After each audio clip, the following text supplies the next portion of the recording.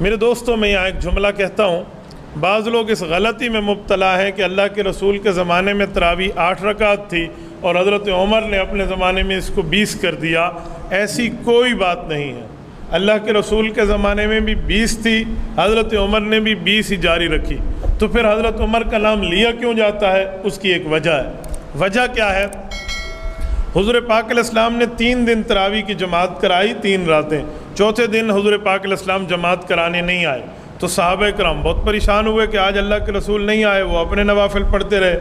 اللہ کے رسول صبح آئے نماز کے وقت تو فرمایا مجھے پتہ تھا تم آئے ہوئے ہو، لیکن یہ ابو داؤد شریف کی روایت ہے، لیکن میں نہیں آیا اس وجہ سے کہ مجھے اس بات کا خوف تھا کہ اگر میں نے اب بھی چوتھے دن جماعت کرا دی نا تو آسمان سے وحی اتر آئے گی اور تمہارے اوپر فرض ہو جائے گا۔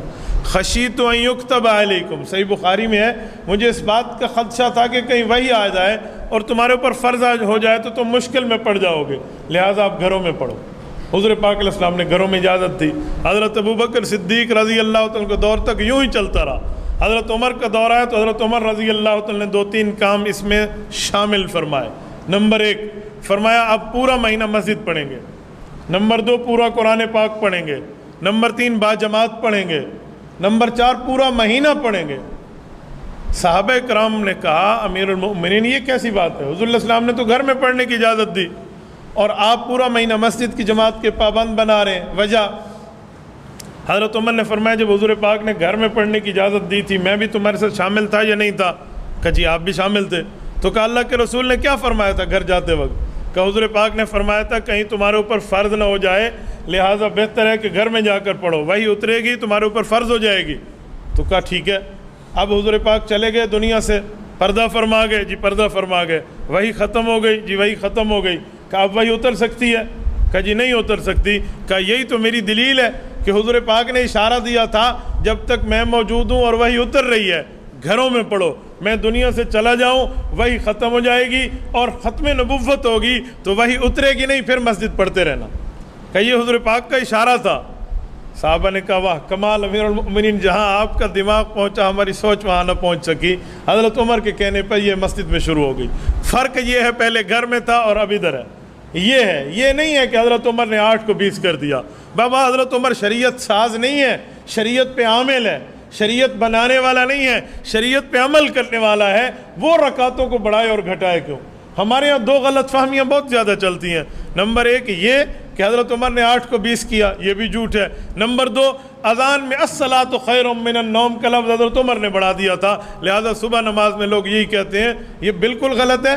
سنن ابی داود میں امام ابو داود سلیمان بن الاشعث السجستانی رحمۃ اللہ علیہ روایت لائے ہیں، یہ رسول اللہ صلی اللہ علیہ وسلم سے لفظ ثابت ہے، اور اللہ کے رسول نے فرمایا بلال سے اذان میں کہا کرو، یہ بہت اچھا لفظ ہے۔ تو ہمارے ہاں یہ الٹی گنگا بہہ رہی ہے، اس غلط فہمی کو صحیح کرنے کی ضرورت ہے۔ تو تراویح یوں ہی چلی ہے، پھر صحابہ کرام کے دور سے لے کر آج تک تقریباً 1300 ساڑھے 1300 سال ہونے کو ہے، امت آج تک تراویح پر قائم ہے، کم از کم 20 رکعت ہے، اور زیادہ فقہ مالکیہ میں تو 36 ہے۔ آپ کہیں گے 36 کیسے ہے؟ امام مالک رحمۃ اللہ علیہ مدینہ منورہ میں رہتے تھے، اور مکہ مکرمہ میں رہنے والے جو مقتدی تھے وہ کہتے تھے ترویحہ کا معنی ہے 4 رکعت بعد تھوڑا سا وقفہ کر لو، تو اس وقفے میں ہم ایک طواف کیوں نہ کر لیں؟ وہ ایک طواف کر لیتے، پھر اگلی 4 رکعت، پھر 4 رکعت پوری ہوتی، پھر ایک طواف کر لیتے، پھر اگلی 4 رکعت۔ تو امام مالک رحمۃ اللہ علیہ کو اس کا علم ہوا تو مدینہ کے لوگوں نے مشورہ کیا کہ ہمارے پاس کعبۃ اللہ تو نہیں ہے، ہم کیا کریں؟ لہٰذا ہمیں بھی تو کوئی عبادت بڑھانی چاہیے نا۔ تو انہوں نے ہر 4 رکعت کے بعد 2 رکعت نماز نفل مزید ویسے اللہ سے مانگنے کے لیے پڑھ لی بطور ترویہ، راحت آرام کے لیے، تو یوں 36 بن گئی ہے، 16 رکعت اس کے نفل ہیں، ہے سنت 20 رکعت۔ تو یہ تو اس کا مطلب کہ ہمارے بزرگ اور ہمارے اکابر اور دین والے شریعت میں رمضان کے اندر عبادت کو زیادہ کرنا چاہتے ہیں اور ہم عبادت کو گھٹانا چاہتے ہیں۔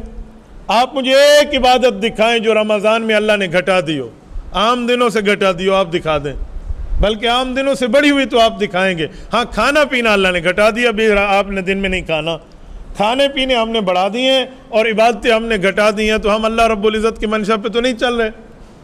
اچھا 20 رکعت تراویح جو ہے اس کا بہت بڑا اجر بھی ہے، اس میں 40 مرتبہ اللہ پاک کو بندے کا وہ قرب ملتا ہے جو عام دنوں میں نہیں ملتا۔ 40 मरतबा सजदा, कुरान करीम में है ना, सजदा करो और मेरे करीब हो जाओ, तो सजदे से अल्लाह का कुर्ब मिलता है, और 40 सजदे इस 20 रकात में हमें मुयस्सर आते हैं। हज़रत डॉक्टर अब्दुल हई आरफी, अल्लाह इसकी कब्र पे करोड़ों अरबों रहमत नाज़िल फरमाए बंदा एक सजदा करता है, झुकता सजदे में इसकी रूह को रब बुलंदी देता है, कहा ये 40 मरतबा पैकेज तुम्हें इस तरावी में मिल जाता है। बड़े बंदों की बड़ी बातें होती हैं। तो मेरे दोस्तों, ये हमें बिल्कुल मिस नहीं करना चाहिए, और हम बाकायदा पढ़ें यत्तक़ून अला उसिय्यिहिम।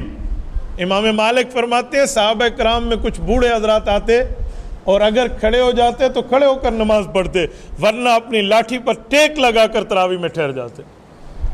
हाँ, जब बिल्कुल बीमारी हो, बंदा न ठहर सके, तो फिर बैठ के पढ़ने की भी इजाज़त है, लेकिन हमें इस पर दिल से कुछ सोचना चाहिए।